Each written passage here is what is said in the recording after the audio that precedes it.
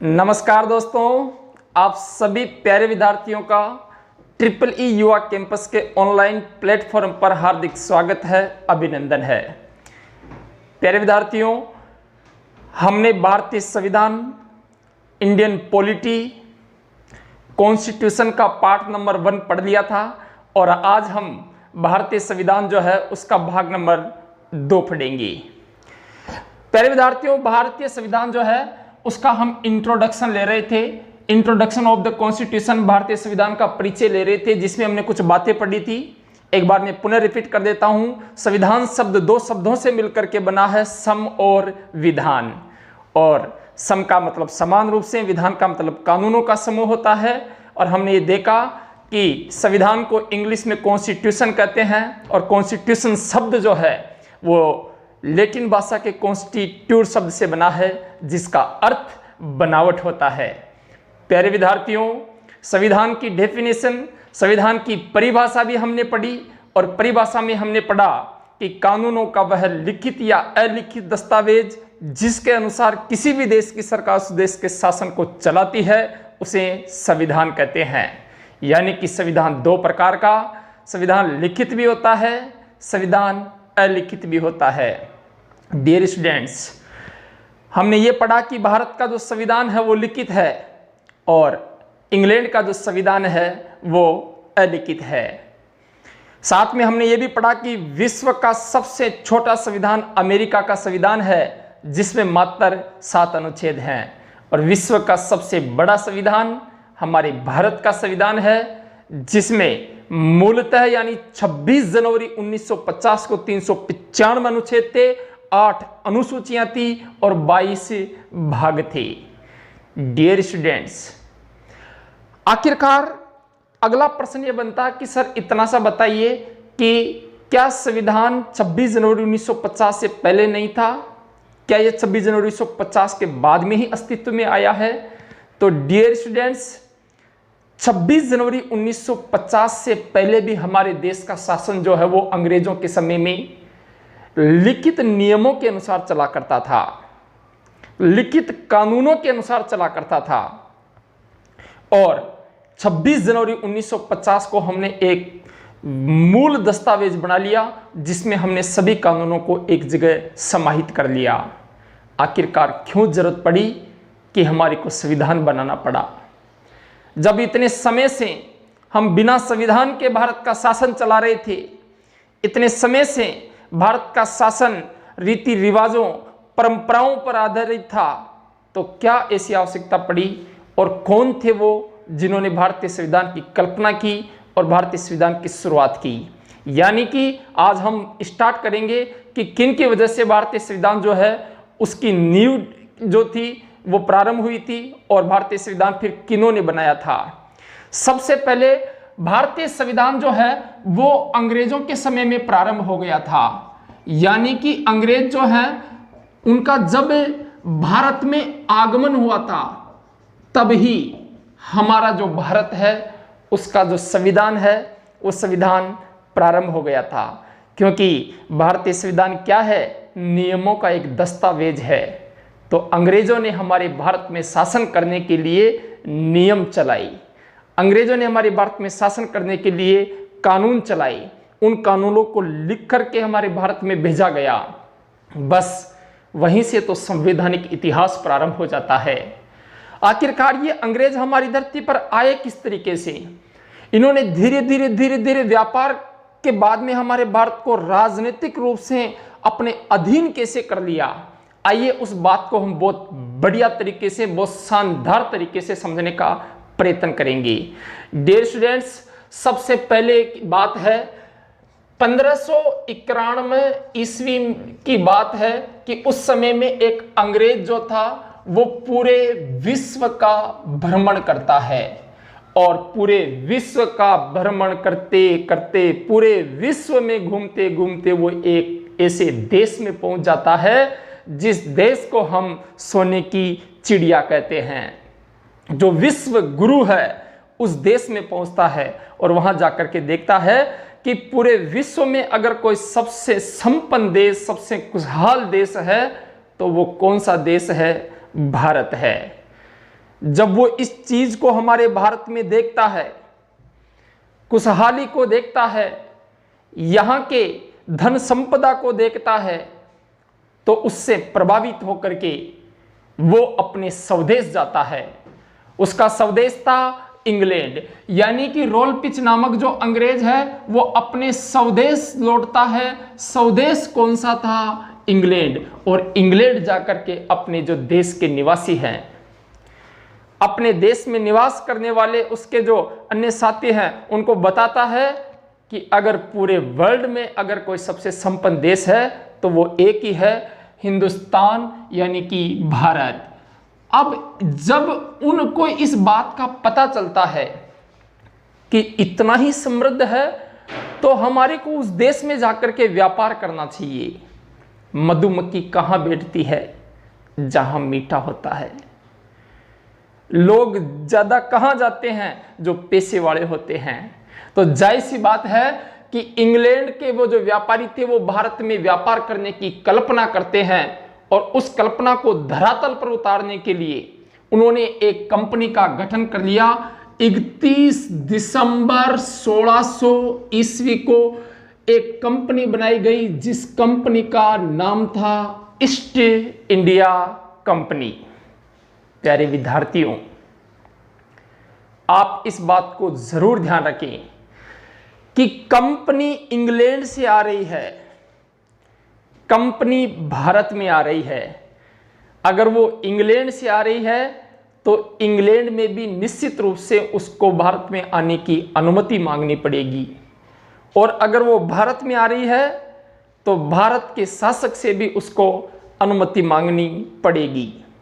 तो सबसे पहले इंग्लैंड की तत्कालीन महारानी थी, इंग्लैंड की उस समय की जो महारानी थी उनका नाम था एलिजाबेथ प्रथम। और ये जो एलिजाबेथ प्रथम है, इनसे इन्होंने व्यापार करने की अनुमति मांगी। डियर स्टूडेंट्स, एलिजाबेथ प्रथम जो है उन्होंने इनको व्यापार की अनुमति प्रदान कर दी। कौन व्यक्ति चाहेगा कि अपने देश के व्यापारी किसी दूसरे देश में जाकर के व्यापार नहीं करें? सब चाहते हैं कि अपने जो व्यापारी है उनको दूसरे देश में व्यापार का मौका मिले। इसी प्रकार से एलिजाबेथ प्रथम ने ईस्ट इंडिया कंपनी को दक्षिणी व दक्षिणी पूर्वी एशिया, यहां केवल भारत की बात नहीं है, ईस्ट इंडिया कंपनी दक्षिणी व दक्षिणी पूर्वी एशिया में व्यापार की अनुमति मांगती है, और इस एलिजाबेथ प्रथम ने अनुमति प्रदान कर दी। क्या करने की अनुमति प्रदान कर दी? व्यापार करने की अनुमति प्रदान कर दी। प्यारे विद्यार्थियों, कंपनी को इंग्लैंड से अनुमति मिल गई है, अब कंपनी को भारत से भी क्या लेनी पड़ेगी? अनुमति लेनी पड़ेगी। उस समय यानी कि हमारे भारत के 1608 ईस्वी में जो शासक हुआ करते थे उनका नाम था जहांगीर, और 1608 ईस्वी में ईस्ट इंडिया कंपनी की तरफ से हमारे भारत में एक व्यक्ति भेजा गया, और उनका नाम था विलियम हॉकिंस। विलियम हॉकिंस नामक जो अंग्रेज है वो हमारे भारत में ईस्ट इंडिया कंपनी की व्यापार की अनुमति लेने आते हैं। और सबसे बड़ी विचित्र बात कि इनको जहांगीर जो है उनके द्वारा पूर्णतः व्यापार की अनुमति प्रदान नहीं की गई, तो इन्होंने आंशिक अनुमति मांगी कि कुछ क्षेत्र तो कम से कम होना ही चाहिए जहां पर हम भारत में व्यापार कर सकें। यानी कि मैं कह सकता हूं कि इनकी मुलाकात भारत में जहांगीर से होती है, और जहांगीर ने इनको पूर्णतः नहीं आंशिक व्यापार की अनुमति प्रदान कर दी। और वो कौन सी जगह थी जहां पर व्यापार की अनुमति दी गई थी? सूरत। और सूरत कहां अवस्थित है? गुजरात में। प्यारे विद्यार्थियों, ईस्ट इंडिया कंपनी को दोनों जगह से अनुमति मिल जाती है, यानी कि कंपनी जो है वो इंग्लैंड से भी अनुमति ले लेती है और कंपनी भारत से भी अनुमति ले लेती है। जाहिर सी बात है अब कंपनी जो है वो भारत में आएगी। लेकिन सबसे बड़ी विचित्र बात कि हमारे सूरत गुजरात में पहले से ही एक कंपनी पुर्तगालियों की कार्य कर रही थी। पुर्तगालियों ने सोचा कि अगर अंग्रेज सूरत में आते हैं तो हमारा व्यापार जो है वो चौपट होगा, हम वो मुनाफा नहीं कमा पाएंगे जो पहले कमा रहे थे। यानी कि ये जो सूरत है, यहां पर सूरत में पहले से ही अवस्थित थे। कौन अवस्थित थे? पुर्तगाली। और पुर्तगालियों ने अंग्रेजों का क्या किया? विरोध किया। बस होना क्या था, अंग्रेजों ने तो जाहिर सी बात है कहा कि हमने वहां से भी अनुमति ली है, हमने यहां से भी अनुमति ली है, तो हम तो यहां पर व्यापार करेंगे। इसलिए डियर स्टूडेंट्स, पुर्तगालियों और अंग्रेजों के बीच में विरोध हो गया और इस वजह से उनके बीच में युद्ध हुआ, जिसको हम कहते हैं समुद्री युद्ध। कौन सा युद्ध कहते हैं? समुद्री युद्ध। प्यारे विद्यार्थियों, इस युद्ध में कौन जीत गए? अंग्रेज। यानी कि ये जो युद्ध था, इस युद्ध में अंग्रेज जीत गए। अब बताओ, ईस्ट इंडिया कंपनी जो है, उस ईस्ट इंडिया कंपनी की स्थापना कहां पर की जाएगी? सूरत, गुजरात में की जाएगी। डियर स्टूडेंट्स, अब ये सूरत गुजरात में व्यापार करना स्टार्ट कर देते हैं। इनको अच्छा बेनिफिट होता है, तो ये सोचते हैं, कल्पना है इनकी कि हमारा जो भारत, ये जो भारत है, इस भारत के एक छोटे से हिस्से में यानी कि सूरत में जब हम व्यापार कर रहे हैं तो हमारे को बहुत बढ़िया बेनिफिट हो रहा है, तो हम पूरे भारत में क्यों व्यापार नहीं कर सकते? यानी कि इनकी जो प्रलोभन था, इनका जो लालच था, वो और भी तीव्र हो गया। ये चाहते थे कि हम पूरे भारत में व्यापार करें। बस डियर स्टूडेंट्स, अब की बार ईस्ट इंडिया कंपनी की तरफ से पुनः दूसरा अंग्रेज भेजा जाएगा, जो व्यापार की अनुमति लेने के लिए जाएगा 1615 ईस्वी में। यानी कि ईस्ट इंडिया कंपनी की तरफ से 1615 ईस्वी में एक अंग्रेज जाता है। ईस्ट इंडिया कंपनी की तरफ से 1615 ईस्वी में एक अंग्रेज आता है, जिस अंग्रेज का नाम होता है सर थॉमस रो। और 1615 ईस्वी में हमारे देश का शासक जो हुआ करता था उस समय में भी, वो भी कौन हुआ करता था? जहांगीर हुआ करता था। Dear students, sir Thomas Roe नामक अंग्रेज जो है वो भारत में लंबे समय तक रहता है और पूर्णतः व्यापार की क्या प्राप्त कर लेता है? अनुमति प्राप्त कर लेता है। बस यही तो इनको चाहिए था कि पूरे भारत में व्यापार की अनुमति मिल जाए, बाद में देखा जाएगा। अभी पूरे भारत में व्यापार करते हैं। भारतीय राजा महाराजाओं को एक दूसरे से लड़वाते हैं, फूट डालो और राज करो की नीति अपनाते हैं।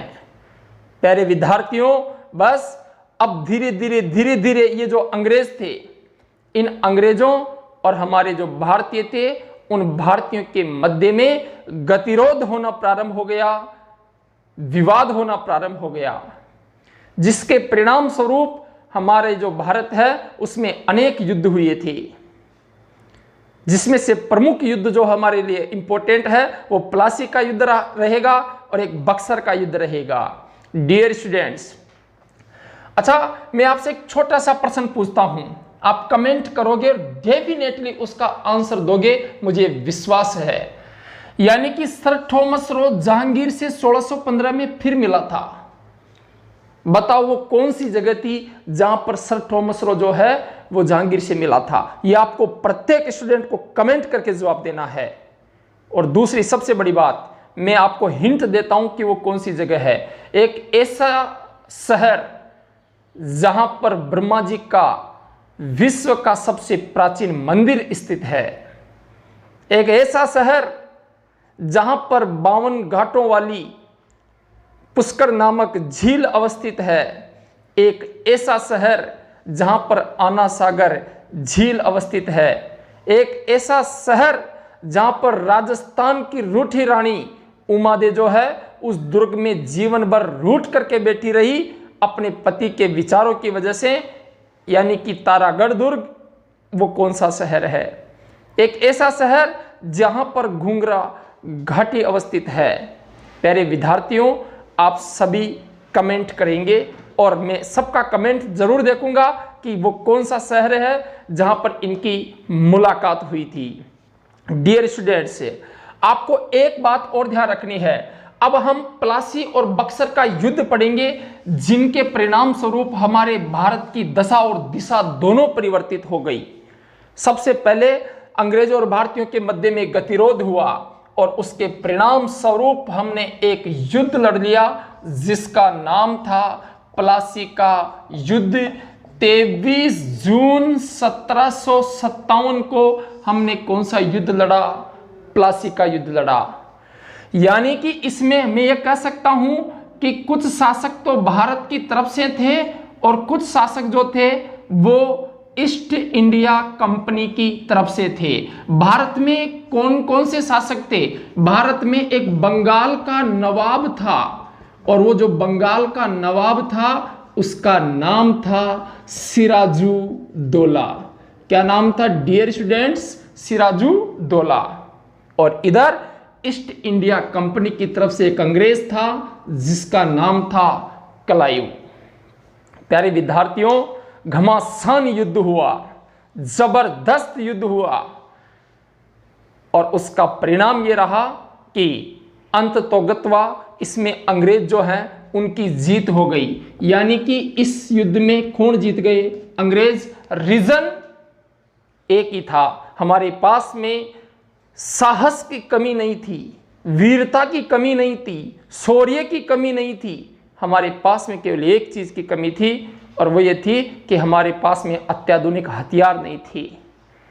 प्यारे विद्यार्थियों, इसके बाद में हमने फिर इन अंग्रेजों से टक्कर ली और वो जो युद्ध था उसका नाम था बक्सर का युद्ध। और 23 अक्टूबर 1764 इस समय के दौरान बक्सर का युद्ध लड़ा गया। और जो बक्सर का युद्ध था उसमें वही हमारा भारत और वही अंग्रेज, भारत की तरफ से 3 शासकों ने इस युद्ध में भाग लिया, जिसमें से एक बंगाल का नवाब था और वो जो बंगाल का नवाब था उसका नाम था मीर कासिम। अब की बार कौन है बंगाल का नवाब? मीर कासिम है। प्यारे विद्यार्थियों, इसमें दूसरा था अवध का नवाब और वो जो अवध का नवाब था उसका नाम है शुजाउद्दौला। और इसके बाद में जो दिल्ली का शासक है उसका नाम था शाह आलम सेकंड। क्या नाम है? शाह आलम सेकंड है। डियर स्टूडेंट्स, बंगाल का नवाब मीर कासिम, अवध का नवाब शुजाउद्दौला और दिल्ली का शासक शाह आलम सेकंड, और ये वही अंग्रेजों से यानी कि ईस्ट इंडिया कंपनी से दुश्मनी लेते हैं और इस प्रकार से इधर से लड़ रहे थे मेजर मुनरो। डियर स्टूडेंट्स, इसमें भी अंग्रेज जीत गए। बस यही युद्ध हमारे भारत की दशा और दिशा दोनों परिवर्तित कर दिया। अब अंग्रेज जो थे उनको ये बात समझ में आ चुकी थी कि हम इस भारत को अपने अधीन कर सकते हैं, हम इस भारत के ऊपर आधिपत्य कर सकते हैं, हम इस भारत को गुलाम बना सकते हैं। और डियर स्टूडेंट्स, उन्होंने हमारे भारत पर धीरे धीरे अपना अधिकार कर लिया। यानी कि जो अंग्रेज हमारे भारत देश में अपना पेट पालने आए थे वो आज हमारे ऊपर शासन करेंगे, ये स्थिति हमारे वहां पर हुई थी। प्यारे विद्यार्थियों, हमने यहां तक का कंप्लीट कर लिया है।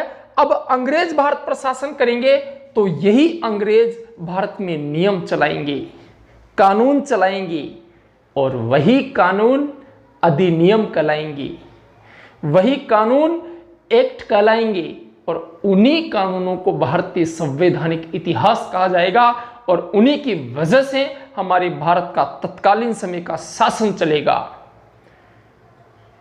डियर स्टूडेंट्स, आइए हम बात करते हैं जस्ट आगे की। तो आपको देखो मेरे साथ के साथ बोलना है, आप ये मत सोचिए कि ये वीडियो है, आप ये सोचिए कि जैसे मैं क्लास में बैठा हूं और बहुत सारे स्टूडेंट मेरे साथ में बैठे हैं और सर सामने से बुलवा रहे हैं और मैं बोल रहा हूं, इसलिए आप मेरे साथ के साथ बोलेंगे, आपकी ईमानदारी आपके पास। 1591 ईस्वी में कौन सा अंग्रेज था? रोलपिच। स्वदेश कौन सा था उसका? इंग्लैंड। पूरे विश्व में सबसे संपन्न देश कौन से देश को बताया? भारत को। 31 दिसंबर 1600 ईस्वी जो है उसको एक कौन सी कंपनी की स्थापना हुई थी? ईस्ट इंडिया कंपनी की। और इस कंपनी जो है उसको इंग्लैंड की तत्कालीन महारानी एलिजाबेथ प्रथम ने व्यापार की क्या दे दी? अनुमति। ईस्ट इंडिया कंपनी की तरफ से 1608 ईस्वी में भारत में कौन सा शासक आया? William Hawkins. विलियम हॉकिंस किसके दरबार में आया? जहांगीर के दरबार में। और जहांगीर जो है उसकी मुलाकात कहां पर होती है? जहांगीर जो है उनको कहां पर व्यापार की अनुमति देता है? सूरत, गुजरात में। सूरत में पहले से कौन थे? पुर्तगाली। पुर्तगालियों ने अंग्रेजों का क्या किया? विरोध। और इनके बीच में समुद्री युद्ध हुआ जिसमें कौन जीत गए? अंग्रेज। प्यारे विद्यार्थियों, ईस्ट इंडिया कंपनी की तरफ से 1615 में दूसरा अंग्रेज कौन आया? सर थॉमस रो। और पूर्णतः व्यापार की क्या मिलती है? अनुमति कुछ समय के बाद। डियर स्टूडेंट्स, प्लासी का जो युद्ध हुआ था वो 23 जून 1757 को बंगाल का नवाब सिराजुद्दौला और अंग्रेजों की तरफ से जो क्लाइव थे वो लड़ रहे थे उनके बीच में होता है। प्यारे विद्यार्थियों, बक्सर का युद्ध 22-23 अक्टूबर 1764 को होता है और इसमें बंगाल का नवाब मीर कासिम था, अवध का नवाब सुजाउद्दौला और दिल्ली का शासक शाह आलम सेकंड और ईस्ट इंडिया कंपनी की तरफ से मेजर मुनरो जो थे वो लड़ रहे थे। इस प्रकार से अंग्रेजों ने हमारे भारत के ऊपर आधिपत्य कर लिया, हमारे भारत को अपने अधीन कर लिया। प्यारे विद्यार्थियों, जो कंपनी है, अब अंग्रेज हैं, वो हमारे भारत पर शासन करेंगी। कुछ समय तक ईस्ट इंडिया कंपनी शासन करेगी, कुछ समय के बाद में इंग्लैंड की जो सरकार है वो सीधे हमारे भारत पर शासन करेगी। यानी कि देखो, समझना आपको, ये हमारा भारत है, ये हमारा भारत है और ये जो हमारा भारत है, इस भारत में अब तक कैसे शासन हो रहा था? अब तक ऐसे शासन हो रहा था कि ये इंग्लैंड की सरकार है, ये अपना काम बताती थी ईस्ट इंडिया कंपनी को और ईस्ट इंडिया कंपनी वो कार्य कहां पर लागू करती थी? भारत में। यानी इंग्लैंड की सरकार शासन कर रही थी, लेकिन बीच में अगर कोई जरिया था तो वो कौन था? East India Company. Dear students, कुछ समय तक तो ईस्ट इंडिया कंपनी ने शासन किया और 1858 में ईस्ट इंडिया कंपनी को भारत से वापस जाना पड़ा। इसके बाद में भारत पर सीधा नियंत्रण इंग्लैंड की सरकार का हो गया। यानी कि भारत पर शासन दो प्रकार से किया गया, एक तो ईस्ट इंडिया कंपनी के द्वारा और एक इंग्लैंड की सरकार के द्वारा। और उन्होंने कब कब कौन कौन से नियम चलाए, वही नियम जो है वो हमारे लिए क्या कहलाते हैं? अधिनियम कहलाते हैं। जो सबसे डिफिकल्ट पार्ट संविधान का होता है, जिसको हम बहुत ही सहज और स्वाभाविक और सरल तरीके से समझने का पूरा प्रयत्न करेंगे। प्यारे विद्यार्थियों, आइए मैं आपको आज उसका वर्गीकरण करके बताता हूं कि आखिरकार कब कब इन्होंने क्या क्या नियम चलाए थे, उनका वर्गीकरण करता हूं।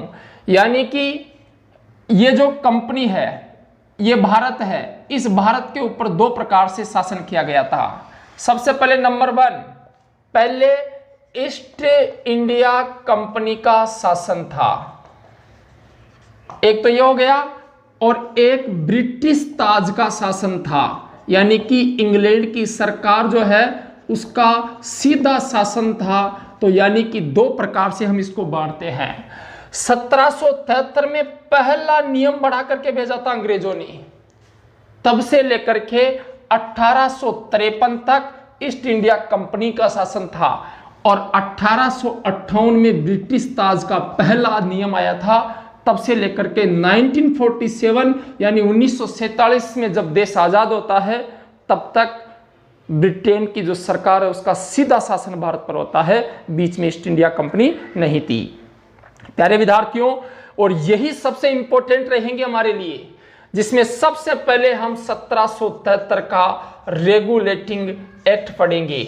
इसको पढ़ने के बाद में फिर 1781 का एक्ट पढ़ेंगे और इसको पढ़ने के बाद में 1784 का पिट्स इंडिया एक्ट पढ़ेंगे। इसको पढ़ने के बाद 1793 का चार्टर एक्ट पढ़ेंगे।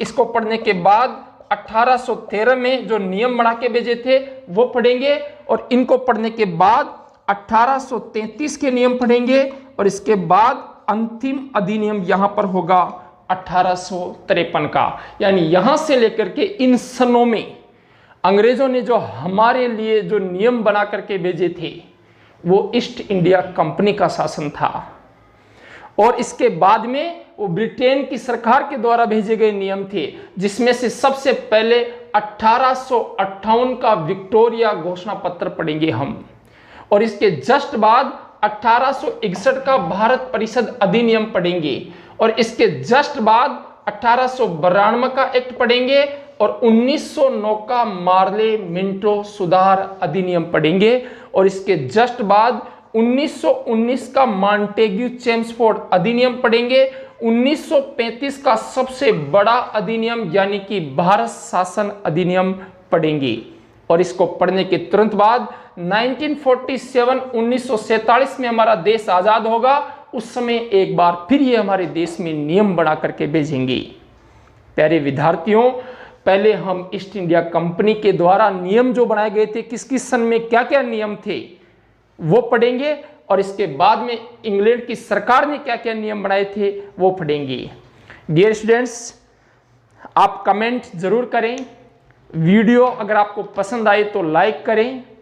हमारे EEE युवा कैंपस का जो ये ऑनलाइन प्लेटफॉर्म है उनको अन्य विद्यार्थियों तक आप शेयर जरूर करेंगे, और निश्चित रूप से आप अपनी पढ़ाई को सुचारू रखेंगे, सुव्यवस्थित रखेंगे, और जो प्रश्न आपको दिया है उसका कमेंट जरूर करेंगे। जय हिंद, जय भारत। फिर मिलेंगे खतरनाक जोश और खतरनाक होश के साथ।